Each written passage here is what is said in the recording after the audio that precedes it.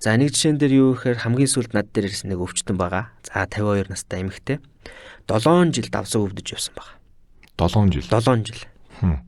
Тэгээ олон жил үргэлжлээд ахаар шинжилгээ гутрал амьдралын чанарт буурчихсан. Тэгээ шөнө олон босч хэдгээсээ болоод нойргүйдэлтэй болчихсон.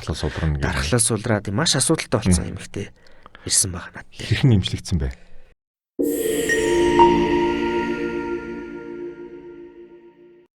Сайн байцгаана уу ихэм сонсогчдоо. We Care podcast-ийн маань энэ удаагийн дугаарыг эхэлж байна.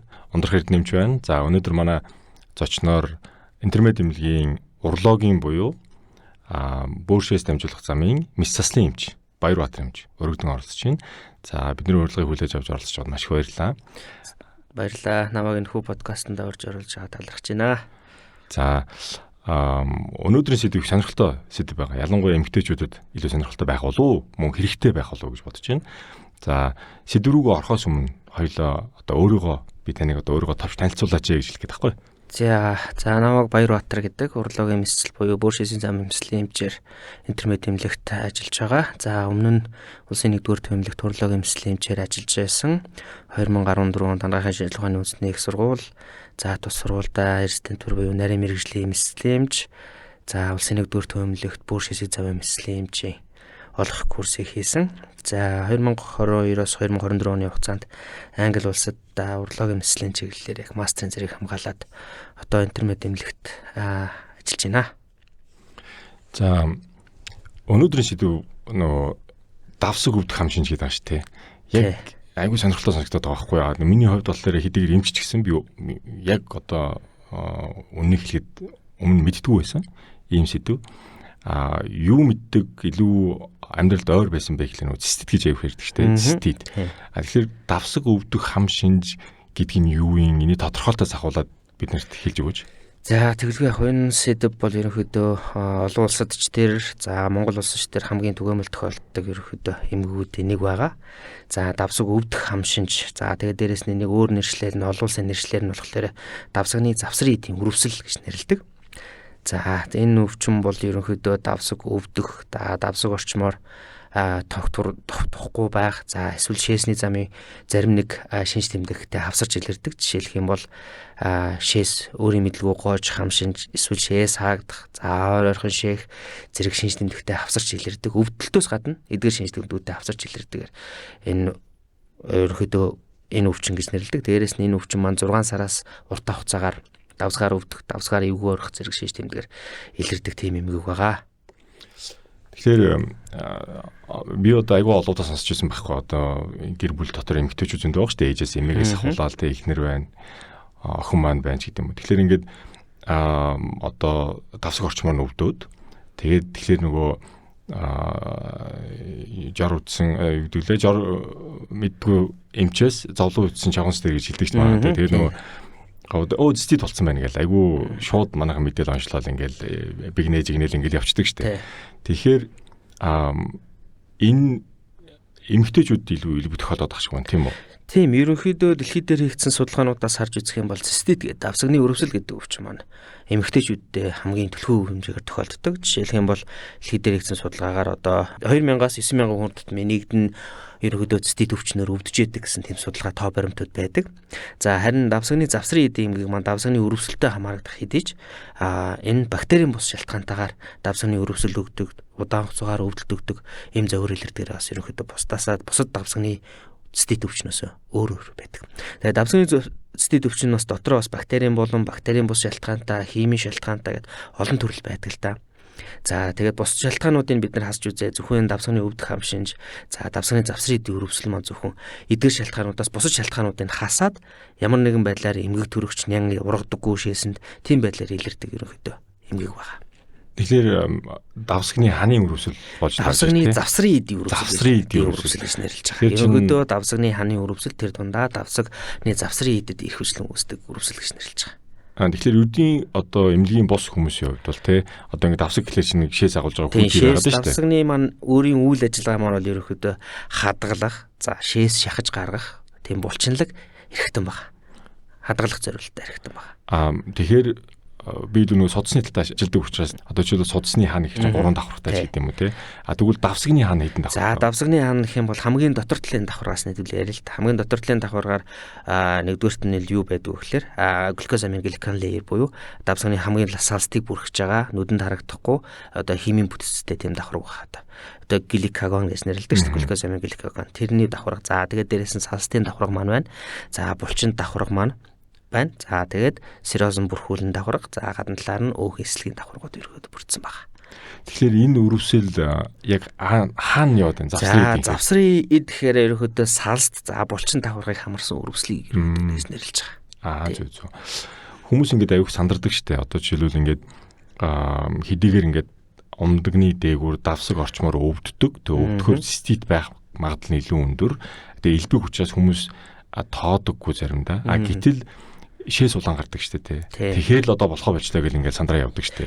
Тэг яг цочмог бактерийн шалтгаантай халдварын үед өвдөл хэвшинх тохиолдолд шээс улаан гарах. За эсвэл туяа эмчилгээ хийлгэсний дараа шалтгаантай циститийн хувьд шээс улаан гарах тэм тохиолдлууд элбэг тохиолдлууд байдаг. Харин давсагны завсрын эдийн эмгэгийн үед бол ихэнх тохиолдолд шээс нэгж улаан гарахгүй ямар нэгэн байдлаар өнгө үнэр за бусад циститийн одоо юу гэдэг бактерийн шалтгаантай циститийн үед илэрдэг шинж тэмдгүүд нь л ховор илэрдэг гэж ойлгож болно.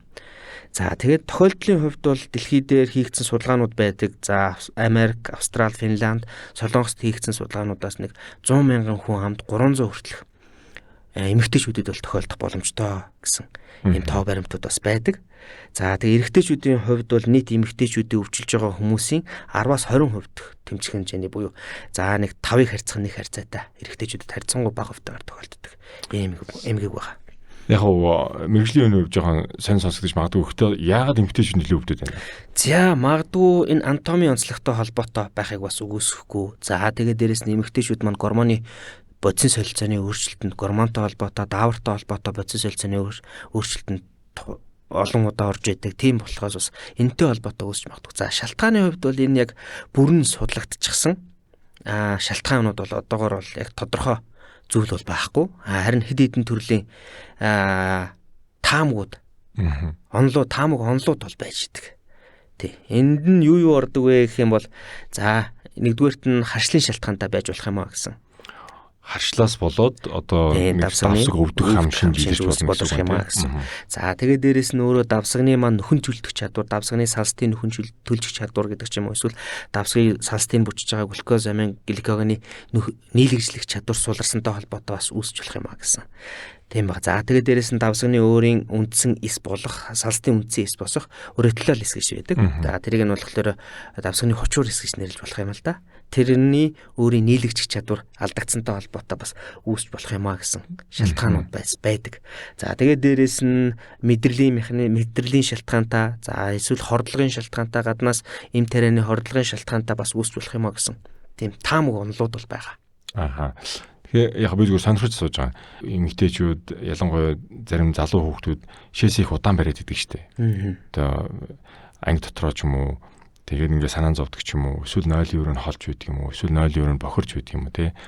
Тэгэхээр тэр энэнд нөлөөлөх үү шээс удаан барих нь. За одоо яг энэ шинж тэмдгийн хувьд бол бас яг энэ хүмүүст харилцан адил үйлэрдэг. За зарим хүмүүс юу гэдэг юм бол шингэн зүйл баг усантай холбоотой, шээсний өтгөрөлтөй холбоотой шинж тэмдгүүд илүүтэй илэрдэг. За эсвэл зарим хүмүүс нь яадаг юм шингэн зүйл их уудаг, эсвэл давсаг тэлсэнтэй холбоотой илүү өвдөх шинж тэмдгүүд илэрдэг гэдэг. Хоёр янз англиад үзчихэж байгаа. Давсаг чинэрсэнтэй холбоотой нэг үүсэж байгаа, эсвэл давсаг сул байсантай холбоотой шинж тэмдэг өвдөх хам шинж илэрдэг гэдэг. Тийм. Тэгэхээр бас энэ нь бас нөлөөлж байгааг бол үгүйсэхгүй. Гэхдээ яг онлын хувьд судалгааны төвшөнд яг нэг баталсан зүйл бол одоогоор бол байхгүй. Бас ахаад өөр нэг сонирхож суухад манайх чинь шээсээ уудаг штэ. Эмчилгээнээс ээжийнхаа шээс их ч юм уу өөр бас бус хүний. За тэгээ ингээд нэг тиймэрхүү юмуд байдаг. Одоо тэр практик явдаг би мэдэхгүй. Гэхдээ миний асуух гэж байгаа юм юу гэхээр одоо энэ давсаг өвдөх хам шинжийн үед шээсний өнгө үнэрт ямар их өөрчлөлт. За айхтар өнгө үнэрт бол өөрчлөлтөө зүйл бол илэрхгүй. Яг л хэвийн хэмжээндээ өмнө яаж шээж зүгээсэн шээснийх нь өнгө нь хэвийн, үнэр нь хэвийн. За тийм л байдаг. Харин бусад одоо юу гэдэг давсагны бактерийн шалтгаантай өрөвслүүдийн хувьд бол өнгө үнэртэй боллоо, хурц үнэртэй болчлоо, ойр ойрхон шээгээд байна. За шээс хорсоод байна, өвдөд байна гэсэн зөвөр давхар илэрч илээдэг. Гэтэл энэ давсагны завсрын эдэмэг маань бактерийн бус шалтгаантай илэрдэг учраас ямар нэгэн байдлаар давсагны шээсэнд өнгө үнэр тийм шинж тэмдэг илэрх нь харьцангуй бага гэж ойлгож байна. Тэгэхээр одоо илэрхий өөрт үнэртэх харагдах тийм юм бол байхгүй хайцангуй хэвийн шээсэл харагдана шүү дээ. Шээсэл харагдана гэсэн. Тэгэхээр зүгээр ахаал сонирхож сууж байгаа шүү. Яг тэр шээсээ уух тал дээр ямар комент өгөх вэ? За мэдээж хүний давс шээс гэдэг бол ерөөдөө хүний илүүдл ялгадс бохир зүйлийг гадагшуулж байгаа зүйл бол. За яг Европын шинжилгээ ухаан, барууны шинжилгээ ухааны хувьд бол яг энэний талаар баталсан шээс хэрэглээд эдгээр энэ өвчнийг эдгэж ингээд баталсан тийм нотлогоон цуурилсан зүйл бол байхгүй. Тийм учраас бид нар шинжилгээ ухаан цуурилсан эмч Европын анагаах ухааныг төрөл судалж байгаа гэдэг утгаараа бол би бол зөвлөдөггүй. За баярлалаа. Энэ сэдвүүн өөрөө ингээд яалтаж байхгүй эмгтээчүүдтэй ингээд хамааралтай байгаад байгаа учраас тэгээд яалтаж байхгүй энэ давсаг өвдөх хам шинж нэмэгтэйчүүд илбэг тохиолдод байгаа учраас одоо ингээ хавар болж штэ. Тэгээд одоо ингээ манайхан чинь ингээ одоо гоё штэ тэг ингээ гоё диплом өмсөн, шилэн дэрхэг өмсөн. Тэгэхээр доороосоо даарах энэ асуудал хэрэг энд нөлөөлөх үү? За ерөнхийдөө циститийн хувьд бол ихэнх тохиолдолд хүмүүсийн хэлдэг зөвөр бол ерөнхийдөө доороосоо даарснаасаа болоод цистит болчлоо гэдээ орчирдаг. За доороос даарсан үндсэн механизм нь юу вэ гэх юм бол халуун хүүдний харьцлага гэж ярьдаг. Одоо монголчууд ихэвчлэн ярьдаг те халуун хүүдэн харьцлаа, тэрнээс болоод даарчлаа. Гинт хүмүүс доороосоо даарна, хүйтэн орчинд удаан хугацаагаар ажиллахаар яг үгээр бага арцгийн хүндийн одоо бүх эрхтний хялгсан судсууд маань өөрөө спазм бол буюу агшилтанд орж эхэлдэг. За тэрнтэй холбоотой одоо бэлэг эрхтэн, за тэгээд эмэгтэй хүний хувьд бол үтрээ, за тэгээд бүх эрх хялгсан судсууд агшаад ирэхээр тухайн дархлааны систем буюу дархлааны эсүүд маань өөрөө цусан дотор байж байдаг.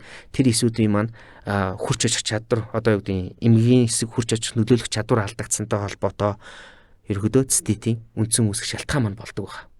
Ихэнх хүмүүс цистит гэдэг өвчнөр өвдөж орж ирэхдээ юу гэж хэлдэг вэ? Ялангуяа эмэгтэйчүүд юу гэж хэлдэг вэ гэх юм бол даарсантай холбоотой бид нар цистит болчлоо гэж орж идэг. За энэ нь бол ерөнхийдөө даарсантай холбоотой үүсэх үндсэн эрсдэл хүчин зүйл болж байгаа. Тэрнээс уулын яг нөхцөлдүүлэгч хүчин зүйл болж байгаа хэдий ч яг үндсэн шалтгаан нь бол болохгүй. Яагаад гэвэл юм бол даарсантай холбоотой, гадаа хүйтэн орчинд удаан ажилласантай холбоотой, гинт огдын галуунаас хүйтэн рүү шилжсэнтэй холбоотой бүх биеийн захын хилгсэн судснууд маань өөрөө спазм буюу агшилтанд орчдөг. Энэтэй холбоотой дархлааны систем маань тухайн хэсэг газрын алдагдал үүсээд энэтэй холбоотойгоор цистит гэдэг зүйл маань үндсэн нөхцөлдүүлэгч хүчин зүйл болгож л орж иж байгаа. Тэрнээс бол үндсэн шалтгаан бол болохгүй.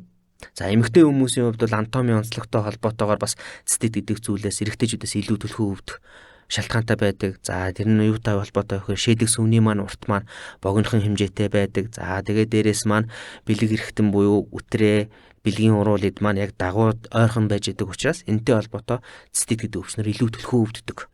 За тэгээд дээрэс нь гормоны өөрчлөлт.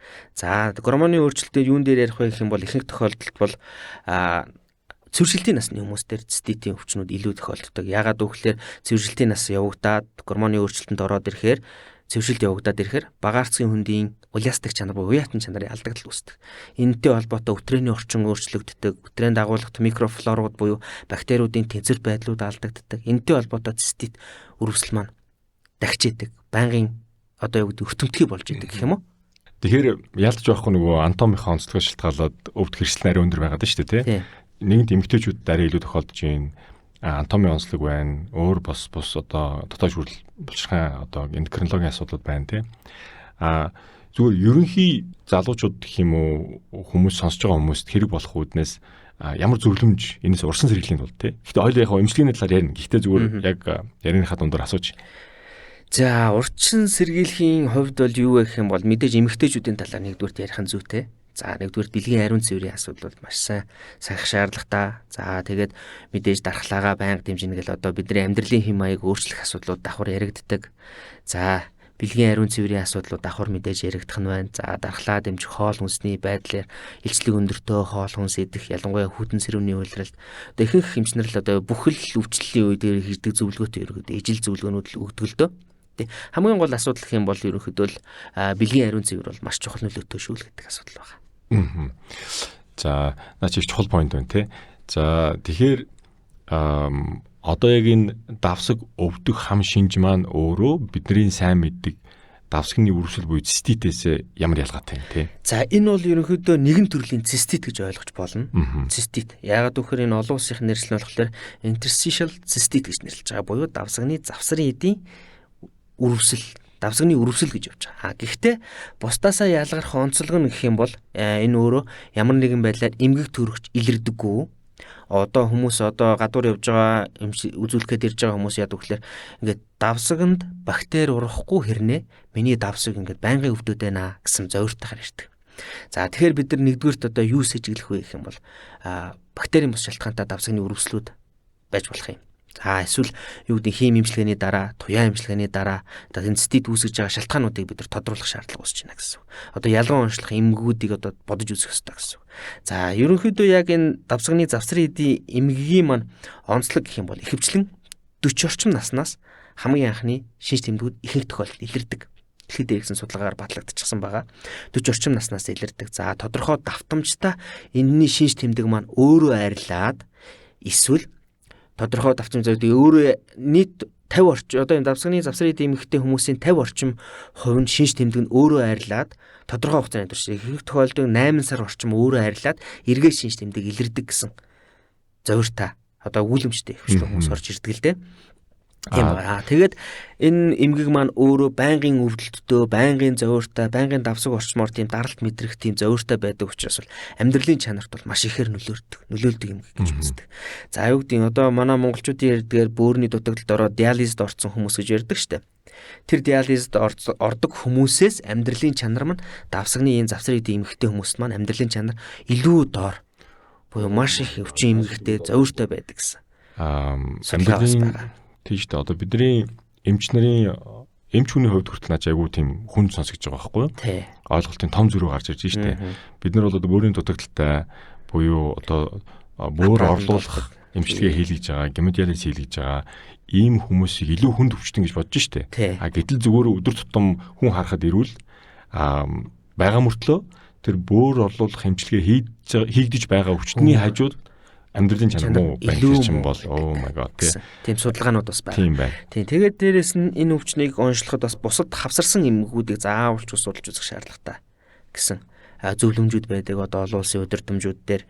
За нэгдүгээрт нь бол одоо нийт яг энэ давсагны завсрын эдийн эмгэгтэй хүмүүсийн 40 орчим хувь нь харшлын шалтгаантай хавсарсан эмгэгтэй байдаг байх жишээний эсвэл гидсний цочрлын хам шинжтэй хүмүүс байдаг жишээний эсвэл булчин шүрмсний өвдөлөх эмгэгтэй хүмүүс байх жишээний дээрэс нь харшлын шалтгаантай чонон хөрвс гэж ярьдаг тэр өвчтөөр эмгэгтэй хавсарсан байдаг. Бусад гидсний өрөвсөлт өвчнөд хавсарсан байдгаараа бас ерөөхдөө бас онцлог шинж чанартай байдаг.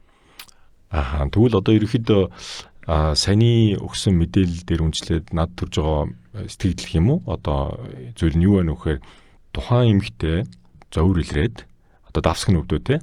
Тэгээд ирээд шээсний шинжилгээ өгөхөөр тэнд ямар нэгэн үүсгэгч бактери эмгэг төрөгч нян илэрдэггүй гэсэн үг. Гэтэл байхгүй болохоор чинь харцангуй ирүүл байна гэж ойлгох гэдэг шүү дээ тийм үү? Гэтэл нөгөө эмэгтэй зовир нь байгаад байдаг. Тэгээд тэр байгаа зовир нь өөрөө тэр эмэгтэйгийн амьдралын чанарыг бүр эрсд ороотуулаад байдаг. Тэгээд гайхаа явж хэдэн сар өнгөрдөг өөрөө аяндаа идэгчдэг. Зовир нь алга болчдөг. Гэхдээ харамсалтай нь тэр зовир нь буцаад дахиад илэрдэг гэсэн. Тийм. Тэгэхээр ийм одоо төрлийн давсагны үрвсэл байх нь шүү дээ. Тэгэхээр шинж тэмдгүүдийн хувьд бол бас нэг хэдэн зүйл шинж тэмдгүүдийг бас нэмээд хэлчихэд буруудахгүй байх гэж бодож байна. За хин давсаг яг энэ төрлийн давсагны үрвсэл эмгэгтэй хүмүүст ямар шинж тэмдгүүд илэрдэг вэ гэж судалгаагаар ингээд нийт өвчтөе хүмүүст ямар шинж тэмдгүүд зөглөн илэрж байна гэсэн судалгаанууд гарсан байдаг. За нэгдүгээрт нь болохоор шээс одоо өөрийн мэдлгүй хүрээд өөрийн мэдлгүй алдчих гадах тийм мэдрэмж байдаг. Жишээ 0 руу орохгүй бол алдчих гадаа юм шиг 0 руу одоо тэрийг бол нөгөө urgency шээсээ барьж чадахгүй байх алдчих гадаа мэдрэмж байгаа. Нийт давсрын эдийн эмэгтэй хүмүүсийн 50-50-аас 98% нь шинж тэмдэг тохиолддог.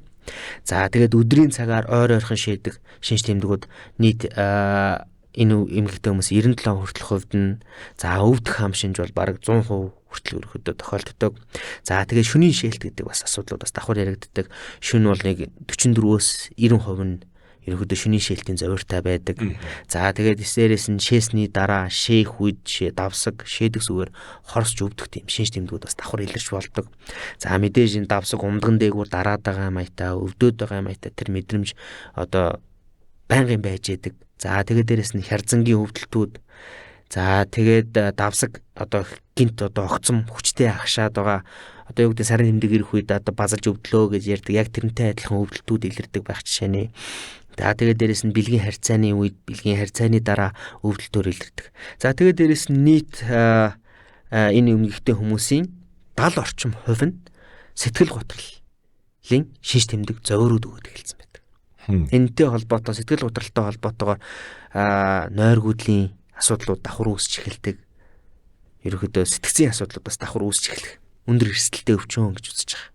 Яа. Тэгэхээр ч наад ч одоо тэгээд нэгдүгээр эмгтээчүүдтэй илүү тохиолдоод байдаг. Тэгээд эмгтээчүүд эрэгтэйчүүдийн гудал арай илүү emotional тий. Ампед шүү дээ. Тэгэхээр тэр энэ эргээд бүр сэтгэл гутралд орох ч юм уу тий амьдралын чанарын нэрс муудгах. Тэгээд тэрнтэй холбоотой тэгэл чинь дараагийн юмнууд нь явдаг шүү дээ. Гэр бүлтэй, үр хүүхдтэй харьцах хандлага одоо юу гэдэг шарын шин тэгэл жоохон айгүй энгийн хүн тооморгүй хүн харахад ингээд том нэрүүл харагдаад байгаа мөртлөө их одоо хоруу одоо үр дагавартай тийм эмэг байх гэдэг шүү дээ. Яг үнэ. За жишээлх юм бол нэг жишээ яриа л да.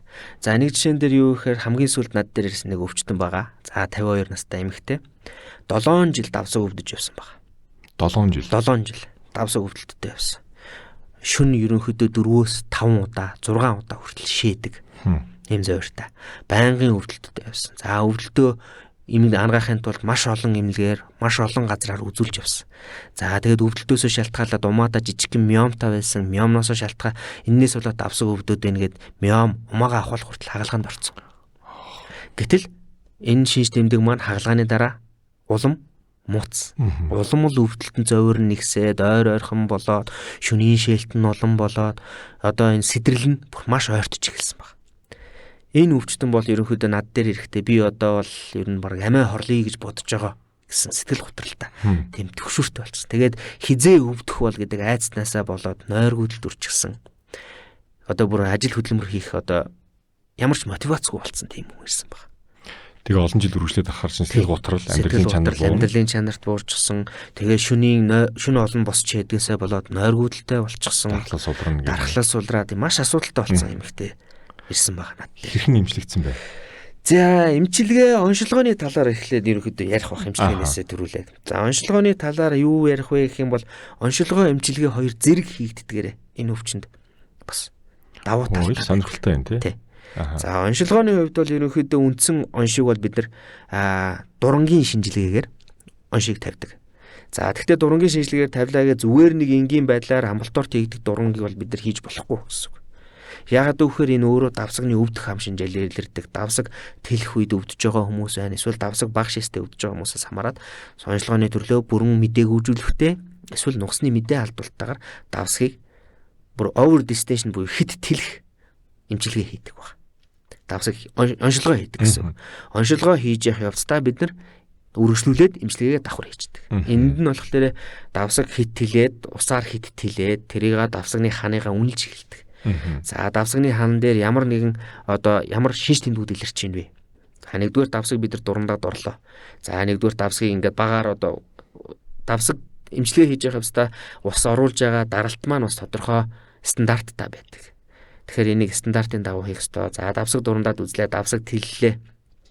Нэгээс 2 удаа тэлэлт эмчилгээ одоо бүрэн мэдээг үзүүлэлт онцлогтой хийнэ гэсэн үг шүү дээ. Энэ үед нь шинж тэмдгүүд гарч эхэлдэг байна. Эхний тэлэлтийн үед ямар шинж тэмдгүүд гарч эхлэх үү гэдэг. Одоо энэ гломерулation буюу цус харвалтууд асуудлууд үүсч эхэлдэг гэсэн. Давсагны ханан дээр. За энэ давсагны ханы хичнээн хувийг хамарснаас хамаарат 1-р зэрэг байна уу, 0 зэрэг байна уу, 2-р зэрэг байна уу, 3-р зэрэг байна уу гэдэг. Шинж тэмдгүүд гарч ирдэг. За 1-р зэрэг дээр нь юу илэрдэг вэ гэхээр зарамсагны ханы жижиг бичиж цус харвалтууд үүсч эхэлдэг. Цус харвалт нь давсагны ханы 4-ний 2 хүртэлх зай талбайг хамарсан байх юм бол энэ 1-р зэрэг гэж болж байгаа. За тэгээд дээрээс нь энийг 2-р зэрэг нь ямар байх ёстой юм бэ гэвэл давсагны ханы 4-ний 4 буюу бүхлээр нь хамарсан жижиг битгий тууралтууд, за цус харуултууд үүсч эхэлдэг. Тэгвэл цус алдалтын ямар нэгэн шинж тэмдэггүйгээр илэрч байгаа юм бол энэ 2-р шинж тэмдэг гэж нэрлэж байгаа. 2-р үе гэж нэрлэж байгаа. За дараачих нь болохоор давсагны ханыг бүхлээр нь хамарсан эсвэл тал хамарсан байж болно. Гэхдээ rainfall bleeding буюу давс одоо бороо тусалж байгаа юм шиг цус алдах тийм хам шинж дээр илэрдэг. шинж тэмдэг. Энэ бол 3 дугаар үе шат буюу хамгийн хүнд үе шатанд орсон байна гэдэг асуудал яригддаг. За тэгэхээр юу гэдэг бид нар эхлээд оншоо энэ саяны шинж тэмдгүүд классик шинж тэмдгүүд гарч ирж байна. Дээрээс нь дахиад нэг шилэрдэг классик шинж нь юу гэх юм бол хаа нарын лейшн буюу одоо лейшн гэж одоо үүсгүр гэх юм уу? Хаа нарын үүсгүр гэдэг зүйл бас яг энэ тэлэх хэмжлэгээний дараа тэлэх ажилбарын дараа илэрдэг гэсэн үг. За тэгэхээр ерөнхийдөө эхний ээлжинд бол 1-2 удаа тэлэх хэмжлэгээ хийгээд давсагныг бүр хамгийн дээд хязгаарт нь хүртэл бид нар тэлнэ гэсэн үг. Оруулж байгаа усны даралтаа тодорхой түвшинд бариад давсгаа аажмаар тэлэх хэмжлэгээ хийдэг гэсэн үг. За тэрийг тэлэх эмчилгээ хийж явахын явцад маань шинж тэмдгүүд маань илрээд 1-2 удаа тэлэх эмчилгээ хийсний дараагаар үндсэн тэлэх эмчилгээгээ 10-20 минутын хугацаанд одоо максимум хэмжээ хүртэл нь бариад 10-20 минутын хугацаанд тэлэлтэд барьдаг гэсэн үг. Ингэжээж оншилгоогийн зэрэг хийгдээд давхар эмчилгээний зэрэг хийгдэж байгаа гэсэн үг. Наад чи одоо айгүй ингээд детальны айгүй тийм нарийн дэлгэрэнгүй мэдээлэл өглөө штэ. Маш их баярлалаа. Айгүй хэрэгтэй сонирхолтой мэдээлэл байгаа боловч нөгөө талаа жоохон айц төрүүлж байгаа байхгүй юу? Яана гэж бодмор тий. Тэгэхээр яг сонирхолтой зүйл нь юм уу бас нэг талаа давуу тал нь оншилгоо эмчилгээ хоёрын зэрэг хийгдэж байна шүү дээ тий. Ерөнхийдөө ажилбарын байдлаар оншилгоо эмчилгээний зэрэг хийгдэж байна гэсэн үг. За тэгээд дээрэс нь бас эмийн эмчилгээний асуудлууд бас давхар яригддаг. За гэхдээ эмийн эмчилгээнээс төрүүлээд юу гэдэг олон улсын гайдлайнууд дээр тухайн хүний өөрийг нь боловсралтай одоо эрүүл мэндийн талаар энэ өвчнийхэн талаар боловсрал олгоо гэдэг зүйл нэгдүгээр яригдах хэрэгтэй байдаг. За жишээлх юм бол одоо өөрийнхөө амьдралын хэм маягийг өөрчлөх, өөртөө энэ өвчнийгөө яаж дарах талаар мэдлэг боловсрал орох шаардлага үүсдэг гэсэн. За жишээлх юм бол энэ өвчин сэдрэлийн үе явагдлаа гэж үтгий. Нөгөө өвдөх хам шинжинд цочмогоор илрээд маш их өвдөөд зовирлаад байна гэсэн. За тэгэхээр тэр үед нь яадаг вэ гэх юм бол нэгдүгээр та өөрийнхөө өвдөлтийг дарж сурах шаардлага үүсэж байна гэсэн. За нэгдүгürt нь давсаг, хярзан орчмоор хүүтэн халуун жин тавих. Зарим хүмүүс нь хүүтэн жин тавихаар өвдөлт нь намддаг байх юм бол зарим хүмүүс нь халуун жин тавихаар өвдөлт намддаг байх жишээ нь. За тэгээд дээрэс нь шингэлтэй хэмжээний шингэн уу гэж нэрлэж байгаа зарим тохиолдол. Гэхдээ давсаг чинрэлттэй байх үед өвдөлт өгдөг байх юм бол хангалттай хэмжээний шингэн уу биш харин шингэнээ багасгах гэдэг асуудал байна. Эсвэл юу гэдэг давсаг ингээ хоосон үед өвдөлт илэрдэг байх юм бол хангалттай хэмжээний шингэн уу буюу тухайн хүнд нь яг өрмөцөөр тохирсон зөвлөгөө одоо амьдралын хэм маягийг өөрчлөх зөвлөгөөг өгөх шаардлага үүсдэг гэсэн үг. За тэгээд дээрэс нь давсагны ханыг цочроодог хоол хүнс хэрглэж байгаа ундаа уух зүйлүүд бас байдаг. Эдгээрийг хорих шаардлага үүснэ гэсэн. За нэгдүгürt нь ямар хоол хүнс ундаанууд орох вэ гэх юм бол кофеин агуулсан хоол хүнс гэж байна. Кофеин агуулсан хоол хүнс сонирхолтой юм. Тэр нөгөө уудаг кофе маань орж ирсэн үү? Яг үнэ. Уудаг кофе маань тэр чигээрээ орж ирнэ гэсэн. Яа хүүхдэд анхаарах хэрэгтэй юм биш үү? Өдөрт хэдэн кофе уудаг вэ? Яг үнэ. Одоо бол над дээр орж иж байгаа хүмүүс бол дандаа энэ асуултыг байнгын асуудаг. Хэдэн кофе уудаг вэ? Зарим хүмүүс нь 3-4 өдөрт өстө таарсан удаал уучдаг штэ гэж хариулдаг. За дараагийн нэг хоол хүнс бол арх алкогол агуулсан хүнсний бүтээгдэхүүн ундаанууд гэсэн. Манай хүүхнүүч баг уудаггүй шүү дээ гайгүй тий. За гайгүй хөө. Тэг алкогол агуулсан хүнсний бүтээгдэхүүнүүд ундаанууд орж ийн гэсэн. За тэгээд дээрэс нь хиймэл чихэр оруулагч агуулсан хүнсний бүтээгдэхүүнүүд. Яг энэ хэсгээр бас анхаарах сур арга байхгүй. Хүүхнүүчдөө амдан чихэр гүн чихэр баг байхгүй шүү дээ. Харин тий яг үнэ тийм байна. За тэгээд дээрэс нь халуун ногоотой хоол хүнс. За тэгээд амьдрал бүр аюу хэцүү сонсож байна. Одоо ингээд нөгөө Солонгос шиг тоолны газар чинь дүүрэн байж байгаа. Яг үнэ одоо тэгээд энэ өвчин давсгаар нь өвдөд зовөр илрээд байгаа бол тэр бүхнээсээ татгалзах шаардлага үүсэж байна л гэсэн үг. Амьдралын маяга өөрчлөх зорилгоор үүсэж байна л гэсэн үг. За уучлаарай одоо энийг сонсож байгаа халуун тогооны хоолны бизнес эрхэлдэг хүмүүс байл уучлаарай. За тийм. За тэгээд дээрэс нь ковид гэдэг зүйл гарч ирсэнтэй холбоотой монголчууд витамин С-г маш төлхүүгээр нэмэлтээр хүнсний нэмэлт бүтээгдэхүүн болж хэрэглэдэг болсон байна. Витамин С маань өөрөө шээснийг хүчлэг чанарыг илүү нэмэгдүүлэхтэй холбоотой давсагны салстыг байнгын цочроод идэв нөлөөд. Тэгэхээр бас витамин С хэрэглэдэг байх юм бол энэ өвчнийг сэдрэлийн үндсэн шалтгаан болдог байх юм гэж ойлгож байна гэсэн. За наад ч одоо айгүй эрүүл амьдралын хэв маягийг рекламцсан бол авчлаа. Гэтэ яалтч байхгүй л эдгээр нь цочроогоод тохон хүнийг өвдгөөд тэрнтэйгээ холбоотойгоо амьдралын чанар буруулаад байгаа учраас одоо хүн чанартай амьдрахын тулд зарим нэг юм төвчгээс үр аргагүй байдал орж ирж тийм ээ. За тийм. Дахиад дараагийн нэг амьдралын хэм маягийг өөрчлөх асуудал дээр гэх юм бол дасгал хөдөлгөөний асуудлууд байна. За энэ өвчний үед бол зарим хүмүүст нь дасгал хөдөлгөөн хийхээр өвчин дарагдаад алга болдог. Харин эсвэргээрээ зарим хүмүүстээр дасгал хөдөлгөөн хийхгүй биеийн байрлалтай холбоотойгоор энэ өвчин сэдэрдэг. ийм өгүүлэмжтэй хүмүүсээс орж ирдэг байна. За тэгээд дээрэс нь зарим тохиолдолд бэлгийн үйл ажиллагаатай холбоотой, хурцл үйлдэлтэй холбоотой, хурцл үйлдэлсний дараагаар энэ шинж тэмдгүүд маань илүү төлхөө илэрдэг. За тэгэх юм бол юу гэдэг одоо зарим тохиолдолд биеийн байрлалтай холбоотой ч гэдэг ч юм уу ямар байралд байх юм бол энэ өвчин маань илүү сэтэрч ийн хэрвээ тэр байрлалыг аль болох орохгүй байх гэдэг зөвлөгөө юмнуудыг бас давхар өгдөг баг. За тэгээд дээрээс нь шингэний зохицуулгын асуудлууд. Уух шингэн яг ямар төрлийн шингэн уух ёстой юм? Кофе уугаад байх юм уу? Эсвэл кафеин агуулсан өөр төрлийн энержи бустерүүд уугаад байх юм уу гэдэг асуудлуудыг бас зохицуулах шаардлагатай. Тэгээд дээрээс нь давсаг чинэрх үед өвдөж явах юм бол энийг уух шингэний хэмжээг багасгах гэдэг зөвлөгөө өгдөг. Эсвэл давсаг хоосон байхад өвдөж явах юм бол уух шингэнийхээ хэмжээг нэмээд байгаараа шээснийхээ өтгөн чанарыг бууруулад байгаараа гэдэг зөвлөгөө өгдөг байх чинь. За тэгээд дараагийн нэг чухал асуудал бол давсгаа одоо тренинг хий гэж ярьдаг байхгүй. Давсгаа одоо удирдах сурах асуудал. За гараад өглөө одоо за. Давсгаа удирдах сурах асуудлууд бас давхар яригддаг энэ дээр. Давсаг удирдах гэдэг нь давсгаа өөрөө дасгалжуулж ийн гэсэн үг. За юу гэдэг зарим хүмүүс одоо юу гэдэг ойр ойрхон шээгээд байна гэдээ ярьдаг те. Тэр үед нь юу гэдэг ойр ойрхон шээгээд байгаа бол сатаарах. Ойр тэр дон шээс сүрсэн дайрад очиж шээ биш. Давсгаа сатааруулаад өөр зүрлүү анхаарлаа төвлөрүүлээд дор хаяж нэг эхний 1-2-3 өдөр тренинг одоо энэ давсгаа дасгалжуулж ихснээс хойш эхний 1-2-3 өдөр яг хөрсөн дайрууд нь очиж шээх биш. Жохон азанжаага 5 минутын дараа хугацааг нь холцоож өгж штэ. За тэгвэл наач одоо бүр ингээд өөрөө өөртөө ярих асуудал гарч ирж байна. Яг үнэ тийм өөрөө сэтгэл зүйтэй ярьж гин гэсэн үг. Өөрийгөө удирдах чадж гин, давсгаа удирдах шаардлага үүсэж байна гэсэн үг. Тийм байна. Одоо биеийнхаа тодорхой нэг эд эрхтнийг одоо дасгалжуулна, дисциплин дэг журамтай байлгана гэсэн үг шүү дээ. Яг үнэ.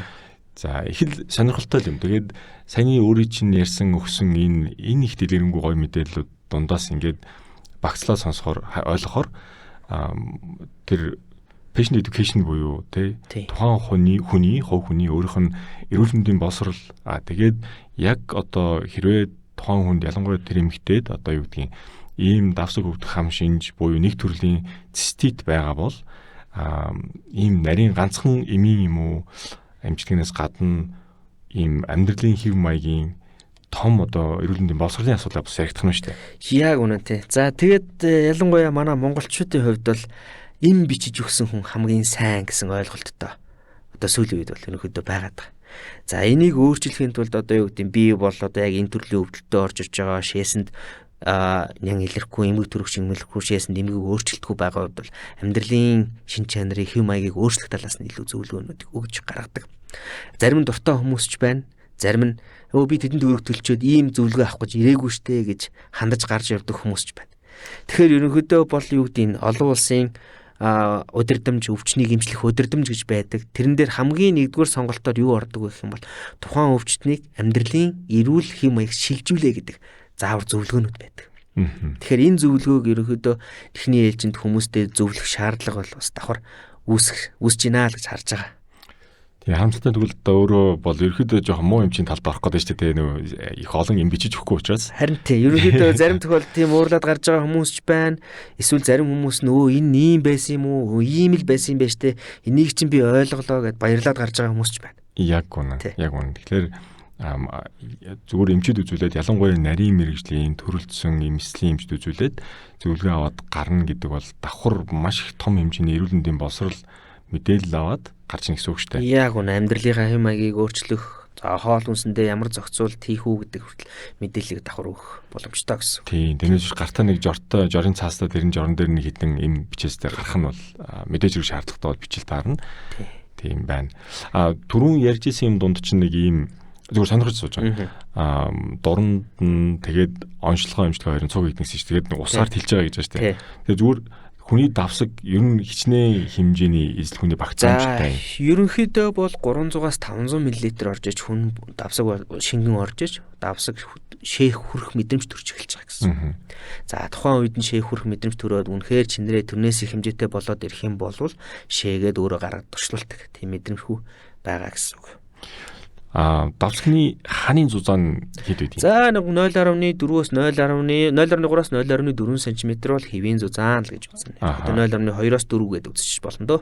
Тэгэхээр үрвслийг зузаарна гэсэн үг тийм үү? За яг энэ интерстинат циститийн буюу давсганы завсрын эдийн үрвслийн үед бол давсганы хан жигд бус зузаарах эмгэг ерөнхийдөө компьютерийн шинжилгээнд дээрч тэр эхон шинжилгээнд дээрч давхар илэрдэг байна.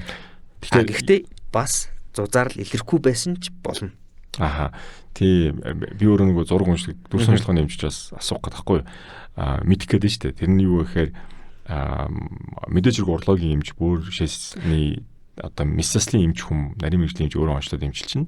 Гэхдээ дүр сонжлогооны эмчийн талаас өөрт чинь яг энэ өвчнийг онцлох үед хэрэг болохоор мэдээлэл бидний зүгээс юу ах вэ?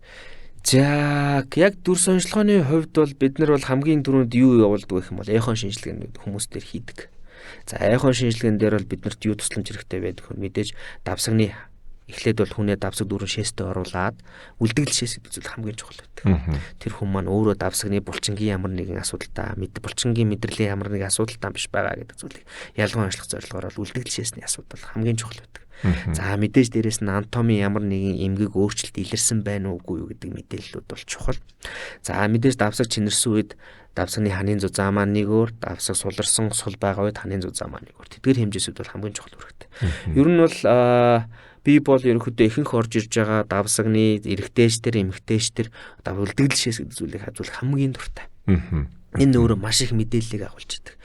Энэ хүн маань бүрэн шээж байгаа юм уу? Бүрэн шээж байгаа юм бол за давсагн дээр эрэгтэй хүн дээр бол төрүүлчихсэн асуудал байхгүй юм байна. Асуудал нь давсагны гарах хэсгийн бүглэрэлийн асуудал байхгүй юм байна гэдээ үзэж болж байна.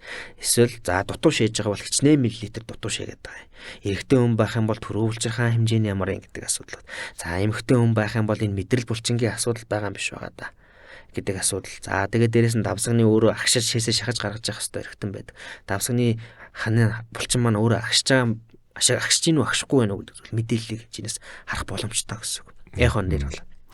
Тэгэхээр одоо энэ давсаг өвдөх хам шинж маань зонхлын эмгтээчүүд тохиолдныг хоёул ярьлаа шүү дээ. Тэгэхээр нөгөө муусаа ирчүүд хайчаад байна шүү дээ. Тэгэхээр энэ зовирууд нь нөгөө ирчүүдтэй бас адилхан байх уу? Эсвэл арай өөр байх уу? За ерөнхийдөө бол ижилхэн. Зовирууд нь бол ерөнхийдөө би түрүү нэлээд олон зовируудын талаар ярьсан. Ерөнхийдөө бол ижилхэн. Гэхдээ бол ялгаж онцлох эмгэгүүд маань өөрөө маш олон байж байгаа. Энд багаарцгийн өвдөх хам шинжгээд бүхэл бүтэн багаарцгаар нь өвддөг хам шинжээс бүр ялгаж онцлох шаардлагууд үүсэж байна. Эмэгтэйчүүдийн багаарцгийн өрөвсөлт өвчнүүд, эрэгтэйчүүдийн хувьд бол төрөө улчирхаа, төмсөгний өрөвслийн асуудлууд давхар явагдана гэсэн үг. Эдгээр бүгдээс бол заавалчгүй ялгаа онцлох шаардлага үүснэ гэсэн үг. Яг хоёул энэ сонсогчдоо нэг айлгаг байх гэж найдаж байна. Тэгээ хэрэгтэй одоо нэр над ийм одоо давсаг өвдөх хам шинж байгаа юм биш байгаа даа гэдэг тийм эргэлзээтэй бодолтой санаа зовж байгаа юм уу? Ийм шинж тэмдэг, саний дурдсан шинж тэмдэгүүд илэрсэн хүн байвал хаана очиж үзүүлэх юм те? Хинээс тусламж зөвлөгөө авах юм? Тий. За тэгээд олон улсын удирдамжууд бас хизээ яг урлагийн мэс заслал руу илгээх шаардлагатай вэ гэдээ бас зөвлөмжүүд бас байдаг л да. Тэр үед нь байх юм бол за энэ хүн бол яах шатны онцлогоонуудыг үрхийн эмнэлэг, дүүргийн эмнэлэг дээр хийлгэж гисэн байдаг. Бактериологийн шинжилгээ буюу шээсний ариун чанарын шинжилгээг өгсөн байдаг. Гэхдээ шалтгаан тодорхойгүй өвдөх хам шинж 6 сараас урт хугацаагаар үргэлжлээд байгаа. Энэ хүмүүсийг ерөнхийдөө урлагийн эмч рүү одоо үзүүлээ гэж зөвлөх шаардлага үүсдэг гэсэн үг. Яг энэ эмгэгтэйг сэжиглэж байгаа тохиолдол ч дээ. Тэгэхээр улсын хэмжээнд урлагийн буюу энэ бөөршөөс дамжуулах замын мэс заслын эмч нар ийм төрлийн үйлчлэгээ үзүүлдэг одоо хэдэн эмнэлэг байна, хэдэн тасаг байна? За улсын хэмжээнд бол нийт нэг 150-аас 160 орчим яг урлагийн бөөрийн мэслийн эмч нар байгаа. Тийм судалгаанууд тийм эмчнэрийн тоо бол байгаа. За Улаанбаатар хомд хотын хэмжээнд урлагийн тусламж үйлчлэгээ үзүүлдэг эмнэлгүүд гэх юм бол мэдээж улсын эмнэлгүүдээс эхлээд урдчээ. За улсын 1-р төв эмнэлэг, 2-р эмнэлэг, 3-р эмнэлэг байгаа. За тэгээд дээрэс нь хувийн эмнэлгүүдээс гэх юм бол мэдээж манай интермед эмнэлэг байна. За гранд мад эмнэлэг, бусад одоо жижиг үүдэн эмнэлгүүд бас давхар урлагийн тусламж үйлчлэгээ үзүүлж байгаа байна. За тэгвэл ийм нарийн ганцхан онцлогоо эмчилгээнээс гадна бас давхар эмчилгээний амьдралын хэв маягийн ийм том боловсролын энэ мэдээлэл зөвлөгөөг авахын тулд өөрт чинь үзүүлж болох нь шүү дээ. Яг үнэ тий. Бөөрийн мэслийн эмчт үзүүлж болно гэсэн үг. Гэхдээ яг тэлэх эмчилгээний талаар яг хийж гинүү гэдэг асуудлыг бол одоогоор бол бусад эмнэлгүүдийг бол хэлж мэдэхгүй байна. энэ давсаг тэлээд яг энэ давсагны завсрын дэмгийг онцлоод эмчилгээг нь давхар хийж байгаа бусад эмдгүүдийг бол одоохон би бол хэлж бол мэдэхгүй байна. Яаж гэсэн манай эмдэг дээр бол энэний мэслийн тусламж үйлчлэгийг бол бүрэн үзүүлж байгаа шүү л гэдэг асуулт. За ямар ч хэлсэн санаа зовх шаардлагагүй одоо давсаг өвдөх хам шинж байгаад тэр нь онцлогдсон тохиолдолд эмчилгээ хийх боломжтой эмнэлэг байгаа юм байна.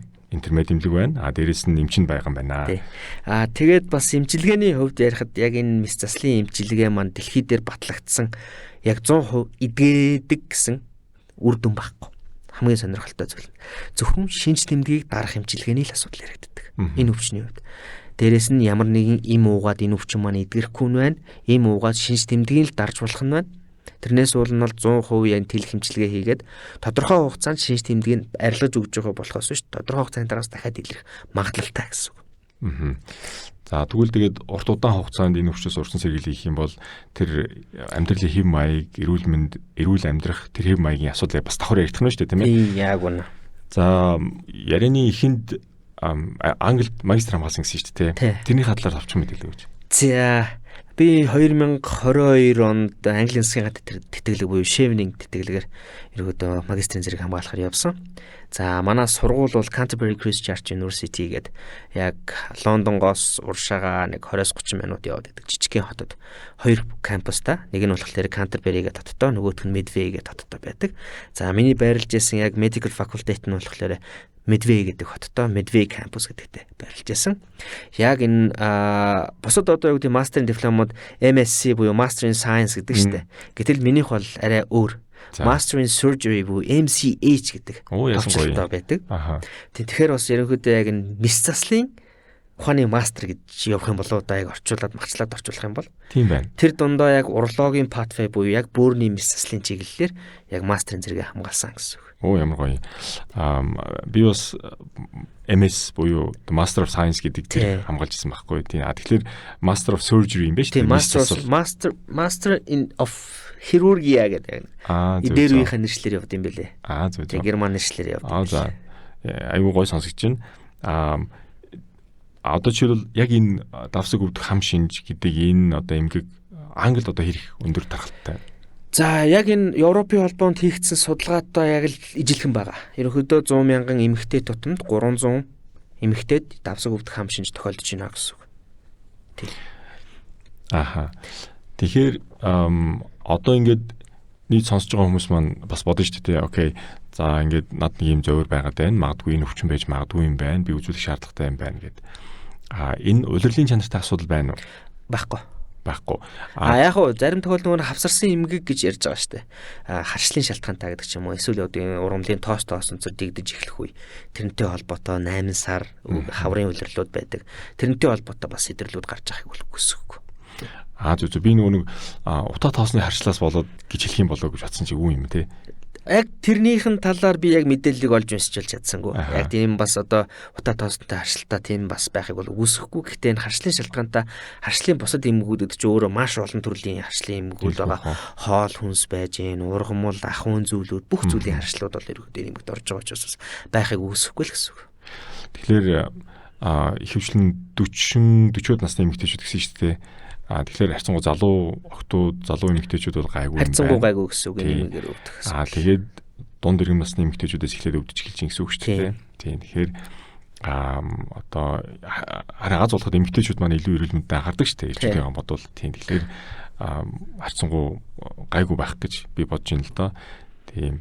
Одоо яг энэ чиглэлээр өшөө одоо юу гэдэг нь улсын хэмжээний дата гэх юм уу те судалгаа тийм хийх төлөвлөгөө байна уу? За мэдээж яг энэ чиглэлээр яг зорж яг энэ эмчилгээ хийж байгаа газар миний мэдхээр баг байхгүй болов уу гэж бодож байна. Магадгүй өшөө олон хүмүүс над дээр ирээд эмчлүүлээд явах юм бол энэ талаар мэдээлэл судалгаанууд бас хийх бүрэн боломжтой гэж бол харж байгаа.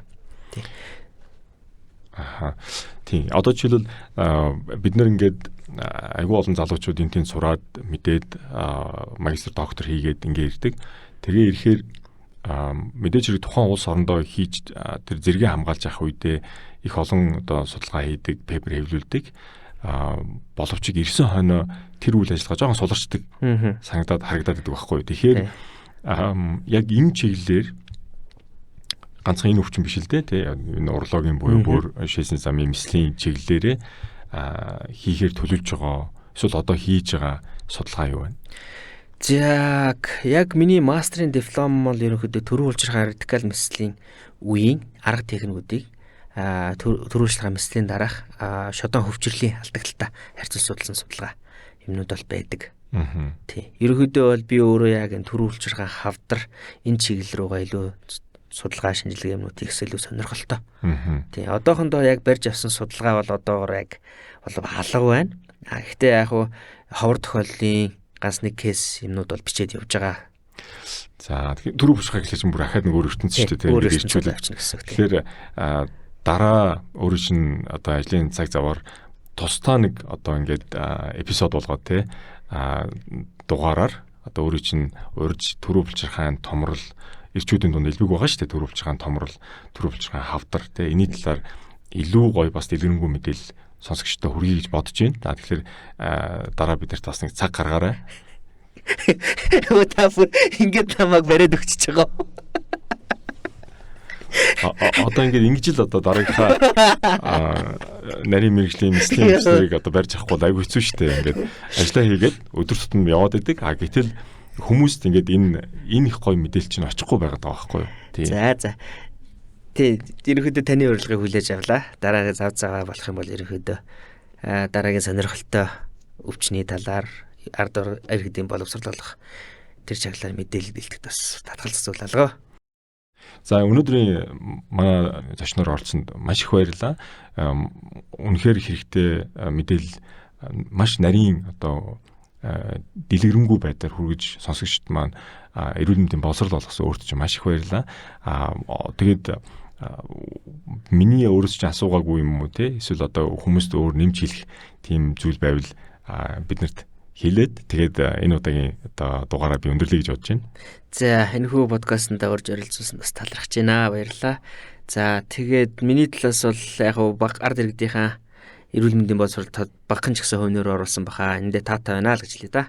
За өнөөдрийн зочноор интермед эмнэлгийн урологийн мэслийн эмч Баярбаатар эмч оролцлоо. Баярлалаа. Баярлалаа.